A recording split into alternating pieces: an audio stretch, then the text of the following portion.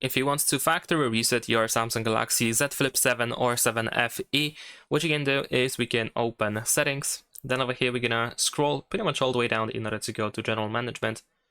And then here you can find reset. In here, we have factory data reset. So you can select this option. You will have the summary of everything that will be removed from the phone, which is pretty much everything that you have on your storage.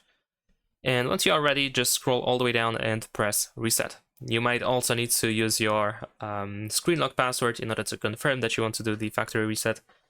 And once you are ready, press delete all. Make sure that you make a backup of everything that is important that you don't want to lose, of course. So if there is anything that you don't want to get rid of in the process, then just make sure to save it somewhere else, make a backup. So press delete all, and after that the phone will reboot. And once again, you will have to go through the initial configuration. Thanks for watching, leave a like and subscribe.